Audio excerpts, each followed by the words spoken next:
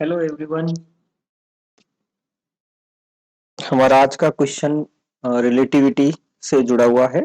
सापेक्षिकता की थ्योरी जो कि आइंस्टाइन के द्वारा दी गई थी।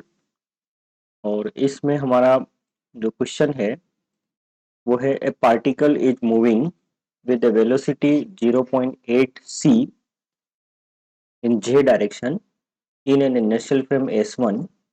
Frame S2 is moving with a velocity 0.8 c I cap direction with respect to S1. Let E1 and E2 be the respective energies of the particle in the two frame, then ratio of E2 to E1 each, rounded off to 2 decimal places. तो सबसे पहले इस question को समझ लेते हैं। हमारे पास में दो फ्रेम ऑफ रेफरेंस यहाँ पर दे रखी है। जैसे कि हमने जानते हैं कि रिलेटिविटी के अंदर हम रिलेटिव मोशन की बात करते हैं, और रिलेटिव मोशन की बात करते हैं तो सामान्यतः हमारे पास में एक से ज्यादा ऑब्जर्वर वहां पर होते हैं और वो किसी मोशन को ऑब्जर्व करते हैं। तो यहाँ पे भी यही हमारे पास में एक मोशन हो रहा है जिसमें एक ऑब्जर्वर है, जिसमें हमने कहा है कि ये फ्रेम S1 में है। और ये ऑब्जर्वर क्या देखता है कि कोई पार्टिकल है, मान लीजिए particle A. This particle A is moving with an speed of 0.8 c along the z direction, so you can write this as vy. Okay. And एक फ्रेम है S2। ये फ्रेम की जो स्पीड है वो है v is equals to 0.8 c। और ये जो फ्रेम है मूव कर रही है along the I direction with respect to frame S1। Okay. तो यहाँ पर जो है S1 में जो डेटा दिए गए हैं वो किसी ऑब्जेक्ट A के लिए दिए गए हैं, और ये जो डेटा है ये फ्रेम S2 के हैं with respect to frame S1। Now हमको यहाँ पर एनर्जी दी गई है कि अगर फ्रेम S1 में जो पार्टिकल है उसकी एनर्जी E1 मेजर की जाती है, तो what will be the energy measured by observer in the frame S2। तो आपको सबसे पहले E1 यहाँ कैलकुलेट करना है, उसके बाद E2 कैलकुलेट करना है, और फिर E2 से E1 का जो भी रेशियो होगा उसको हमको कैलकुलेट करना है। तो let us start the solution. सबसे पहले हम एनर्जी की बात कर लेते हैं। हमारे पास में यहाँ पर पार्टिकल का मोशन फ्रेम S1 में देखें तो सिर्फ J डायरेक्शन में है, इसलिए अगर हम इसको नंबर 1 नाम दें और ये जो है एनर्जी हम कैलकुलेट कर रहे हैं फ्रेम S1 में, तो यहाँ से हमारे पास में जो काइनेटिक एनर्जी आएगी या जो टोटल एनर्जी ऑब्जेक्ट की आएगी, काइनेटिक एनर्जी के बजाय हम यहाँ पर टोटल एनर्जी अगर लिखें, टोटल एनर्जी, तो उसको हम लिख सकते हैं m इंटू सी स्क्वायर, और ये होगा आपका m0 c square divide by square root of 1 minus v square divide by p square. तो यहाँ पर हमारे पास में जो टोटल एनर्जी है E1, ये आपकी आएगी m0 c स्क्वायर, और v की जगह पर हमारे पास में जो वैल्यू आएगी वो v y की वैल्यू आएगी, क्योंकि हमारा जो ऑब्जेक्ट है वो j डायरेक्शन में मूव कर रहा है, इसलिए यहाँ पर हम vy लिखेंगे।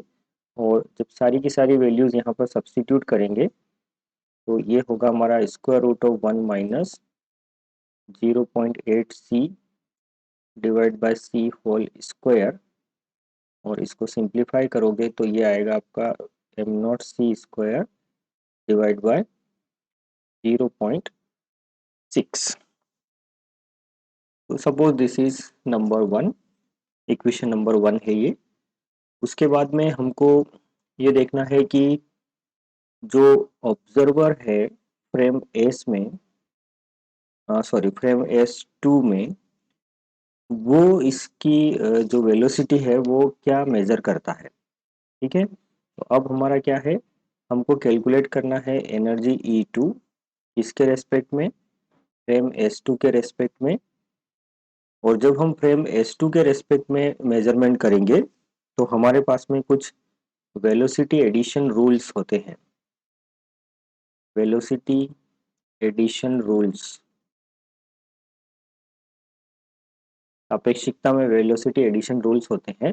और इन रूल्स की सहायता से हम ये देख सकते हैं कि जो फ्रेम S1 है उसमें ऑब्जेक्ट का जो मोशन है वो Z डायरेक्शन में है, और फ्रेम S2 का जो मोशन है वो आपका I डायरेक्शन में है। दैट मीन्स जो पार्टिकल है A, उसका फ्रेम S2 में मोशन I और Z डायरेक्शन में होगा, K डायरेक्शन में नहीं होगा। ठीक है, तो I और J डायरेक्शन में होगा, K डायरेक्शन में नहीं होगा, क्योंकि यहाँ पर S1 और S2 दोनों में से ही कहीं पर भी पार्टिकल का मोशन Z डायरेक्शन में है, ये ऐसा हमको नहीं कहा गया है।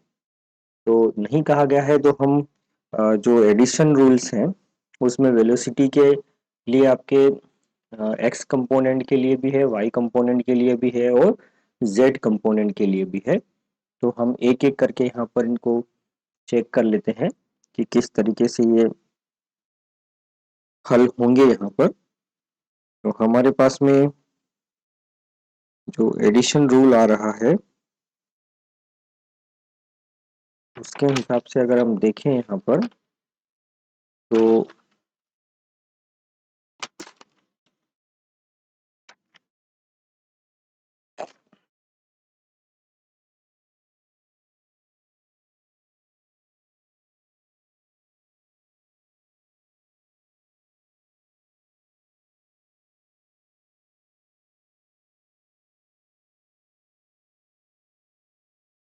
एक रूल होता है हमारे पास में, that rule is called,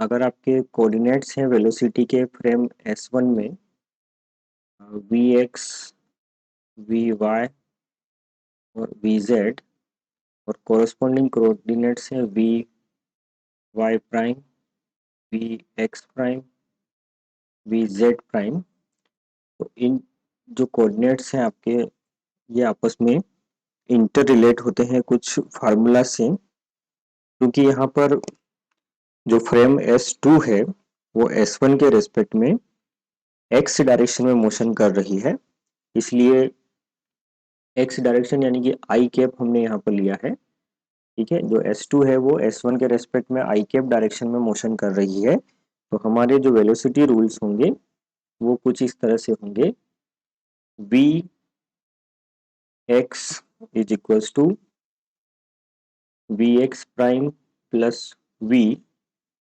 divide by 1 plus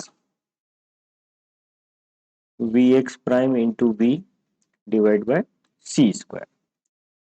ये जो है आपका S1 के रेस्पेक्ट में है, लेकिन S1 के रेस्पेक्ट में तो हमको पहले से दिया हुआ है कि जीरो है। तो हमको कैलकुलेट किसके रेस्पेक्ट में करना है, फिर हमको कैलकुलेट करना है S2 के रेस्पेक्ट में, यानी कि वी एक्स प्राइम। तो वी एक्स प्राइम यहाँ से क्या होगा, जहां जहां पे भी आपका प्राइम है उसको अनप्राइम कर लीजिए आप, और v जो है उसकी डायरेक्शन का साइन आप चेंज कर लीजिए। तो ये हो जाएगा आपका यहाँ से V X minus V divide by 1 minus V X into V और डिवाइड बाय सी स्क्वायर।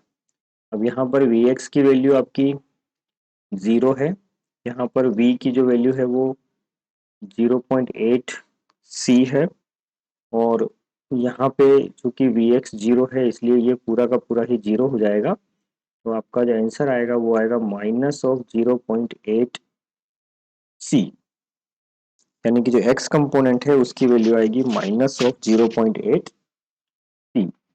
इसी तरीके से नेक्स्ट जो वी वाई कंपोनेंट है यहाँ पर, वो कंपोनेंट की वैल्यू आएगी आपकी V Y is equals to V Y prime into under root of 1 minus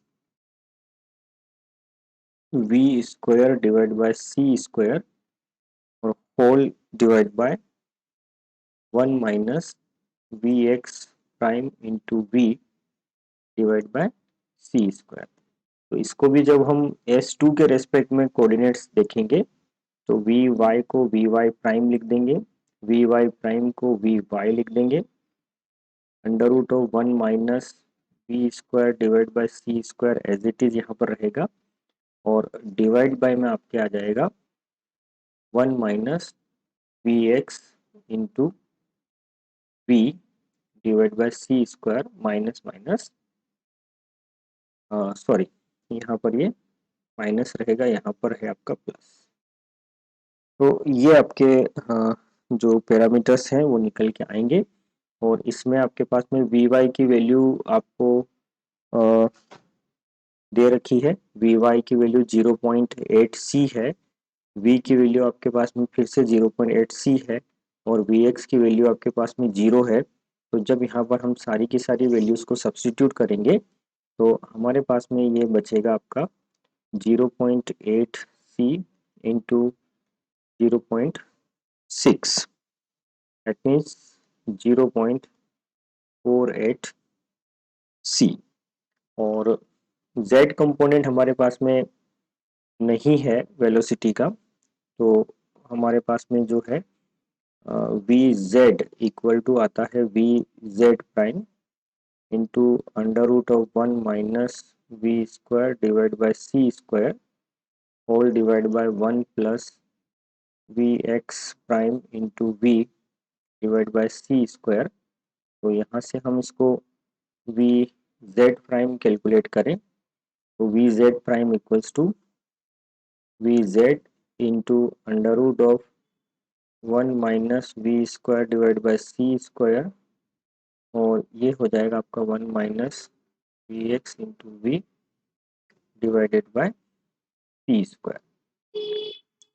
तो ये जो ओवरऑल आपके वैल्यूज आ रही है, ये वैल्यू किस तरह से रहेगी, तो वी जेड आपका 0 है इसलिए ऊपर का टर्म पूरा 0 हो जाएगा, और ऊपर का टर्म 0 हुआ तो वी जेड प्राइम भी आपका 0 होगा। तो यहाँ पर हम क्या देख रहे हैं कि जो वी एक्स प्राइम है उसकी वैल्यू आ रही है आपके पास में माइनस ऑफ 0.8 सी, और जो वी वाई प्राइम आ रहा है वो आ रहा है आपके पास में 0.48 सी, और जो वी जेड आ रहा है वो आ रहा है 0।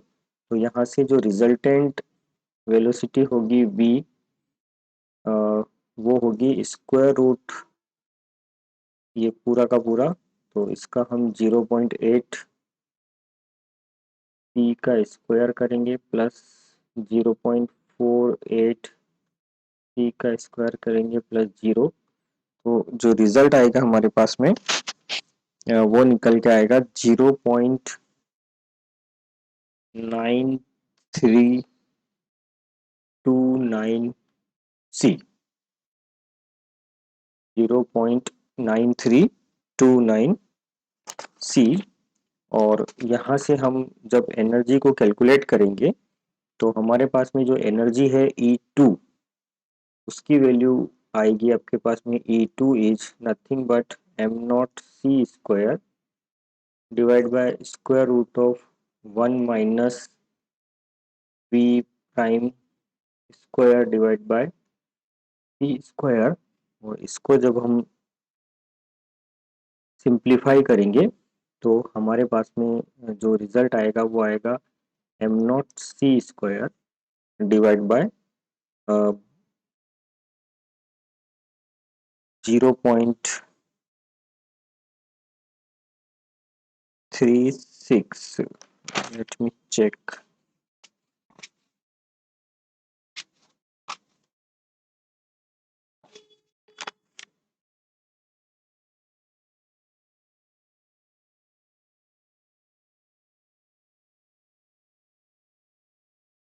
यहाँ से हमारा जो रिजल्ट आएगा वो आएगा आपका under root of 1 minus V prime square that means 0.9329 C divide by C square, और इसको जब आप सिंप्लीफाई करोगे तो आपके पास में जो E2 और E प्राइम की वैल्यूज यहाँ पर आप सब्स्टिट्यूट करोगे तो ratio of E2 to E1 वो आएगा आपके पास में 1 divide by under root of 1 minus 0.9329C divide by C whole square into 1 divide by E1, और 1 डिवाइड बाय E1 की जो वैल्यू होगी वो होगी आपकी 0.6 divide by M naught C square. तो यहाँ पर एम नॉट सी स्क्वायर से M naught C square cancel होगा और ये 0.6, और यहाँ इसको आप सिंप्लीफाई करोगे तो ये बचेगा ऑलमोस्ट 0.36, और ये जो आएगा आपका 1.666 के करीब आएगा। तो यहाँ से जो आपका आंसर है वो लगभग 1.66 आ रहा है। और आंसर की में जो हमारे पास में आंसर दिया हुआ है क्वेश्चन नंबर, ये हमारा 45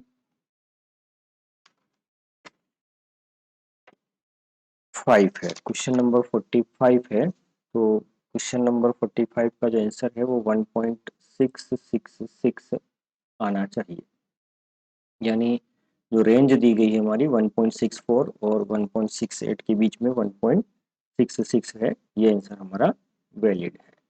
थैंक यू।